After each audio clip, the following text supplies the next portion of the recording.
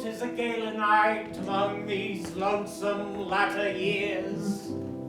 An angel throng, bewinged, bedight, in veils and drowned in tears, as we sit in a theater to see a play of hope and fears, as the orchestra breathes fitfully the music of the spheres.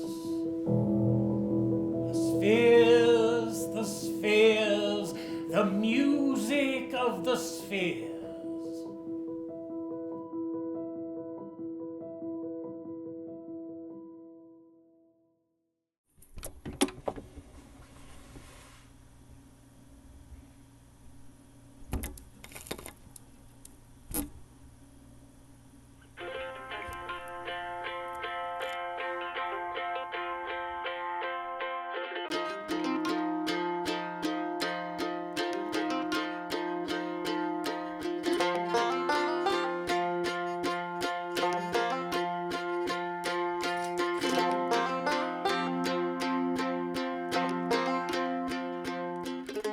I often tell people that I am afflicted with multiple literary personality disorder.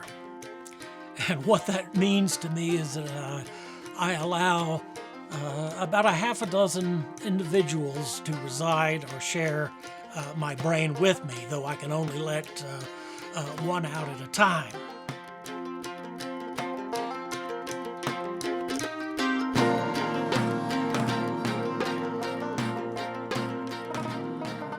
My name is David Skipper. I am the literary detective. I enjoy bringing literature and history to life through performing one-man shows of individuals such as Robert Burns, Edgar Allen Poe, Charles Dickens, James Barrie, Walt Disney, H.G. Wells, and L. Frank Baum, the author of the Wizard of Oz books. When I perform one of my one-man shows, what I get out of it is the fact that I am bringing to life someone such as Edgar Allan Poe, who had a lot of myths and misconceptions about him. And I try to shatter those myths and misconceptions by a true portrayal of the human being, the literature that he created, the poetry. I try to bring him to life for individuals so they can maybe know the man.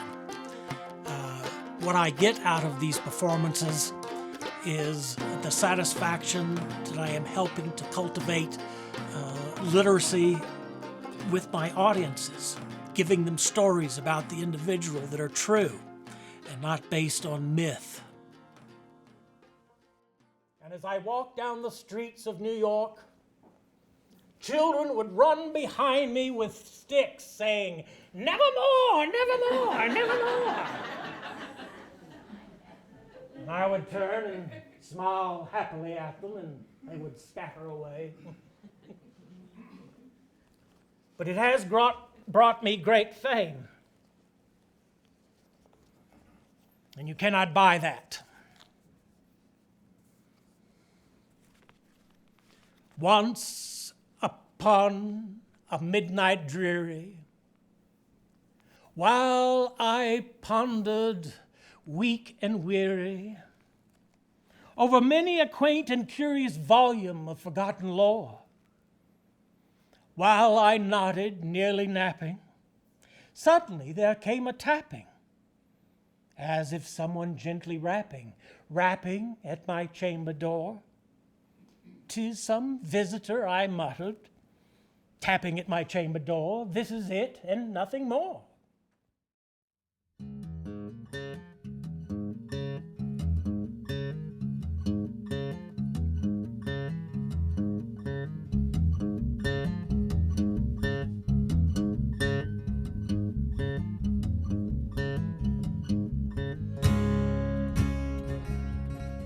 I grew up in Pensacola, Florida, which actually is noted for being the redneck Riviera. But I escaped.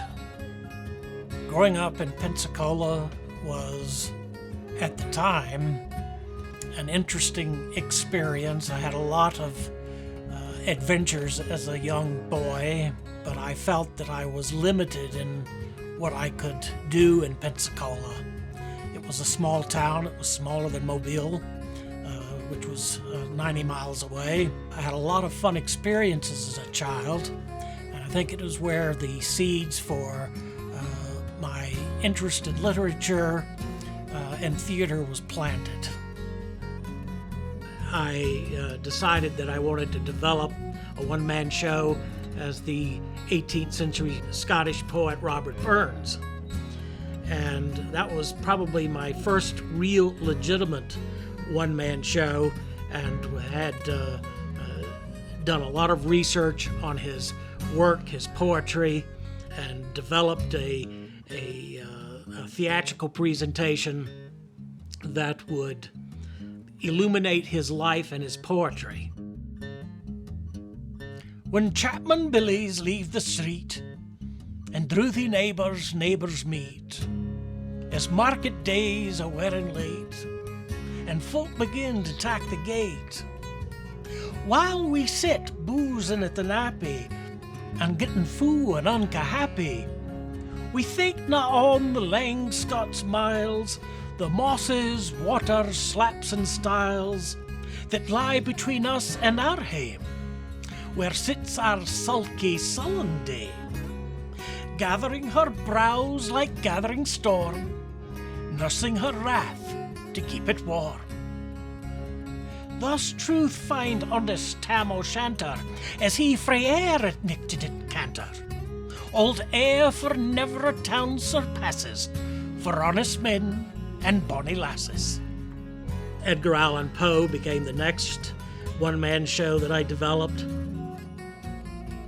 My program for Poe consists of a monologue which I share aspects of his life, the influences upon his life. I engage the audience with some of the humor of Poe through his exposure as a child to epitaphs on tombstones, which is probably the highlight of the show. People do not usually associate humor with Poe, but Edgar Allan Poe would be sent out into the cemetery to copy epitaphs when he was in school in England. And it was from the prose of these epitaphs that influenced his imagination and the need for becoming a poet himself. Now here is a questionable tribute to a man frozen in the wintertime. The winter snow congealed his form, but now we know our uncle's warm.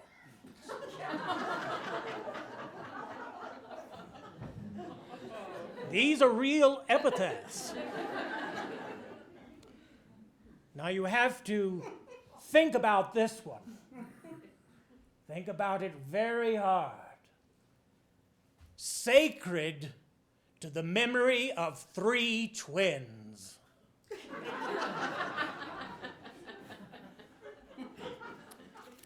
Drink never hurt this good lady. She drank good ale, good punch and wine, and lived to the age of 99.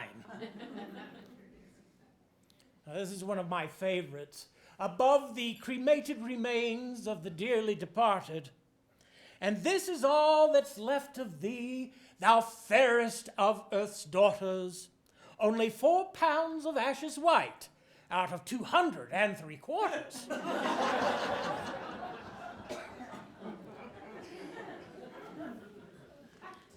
Now this is another favorite. This is what I expected, but not so soon.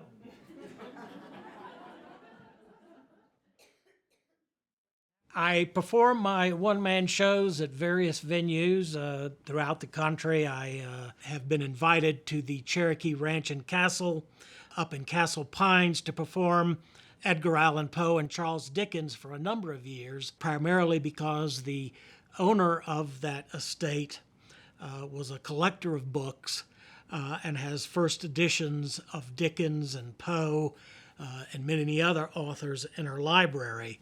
And so as part of the experience for guests to the castle, I sort of help them bring to life these stories that are on their bookshelves in a literary form as these individuals.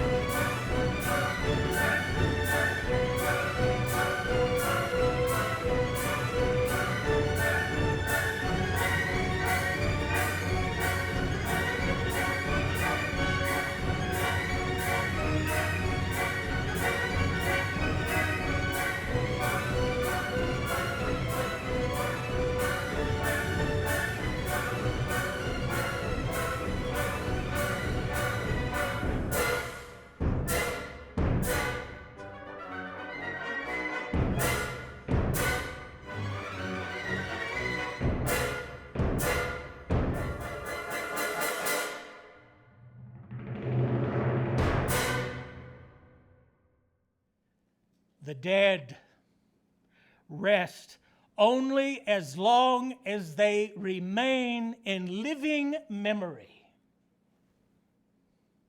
When forgotten, they will return to the earth in anger. To forget is to incur the guilt of disloyalty and risk reprisal from the betrayed departed. Thus, from this perspective, the student suffers not only from an inability to stop remembering, but also from a fear of forgetting.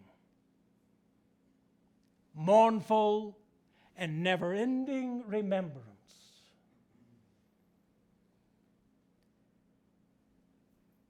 Thank heaven the crisis is past, and the lingering illness is over at last, and the fever called living is conquered at last.